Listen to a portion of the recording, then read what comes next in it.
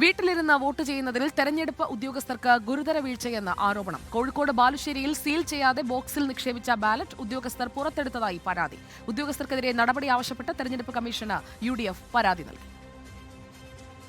ഇന്നലെ മുതലാണ് 85 വയസ്സ് കഴിഞ്ഞ വോട്ടർമാരും ഭിന്നശേഷി വിവാഹത്തിൽപ്പെട്ടവരും വീട്ടിലിരുന്ന് വോട്ട് ചെയ്യാൻ തുടങ്ങിയത്. പ്രത്യേകം പരിശീലനം ലഭിച്ച ഉദ്യോഗസ്ഥരാണ് വീടുകളിലെത്തുന്നത്. സ്ഥാനാർത്ഥികളുടെ ഏജന്റുമാർക്കും നടപടിക്രമങ്ങൾ നിരീക്ഷിക്കാം. എന്നാൽ ബാലുശ്ശേരി 31 നമ്പർ ബൂത്തിൽ പോളിംഗ് ഉദ്യോഗസ്ഥർക്ക് വീഴ്ച സംഭവിച്ചെന്നാണ് പരാതി. വോട്ട് രേഖപ്പെടുത്തിയ ബാലറ്റ് കവറിലിട്ട് സീൽ ചെയ്യാതെ ബോക്സിൽ നിക്ഷേപിച്ചു.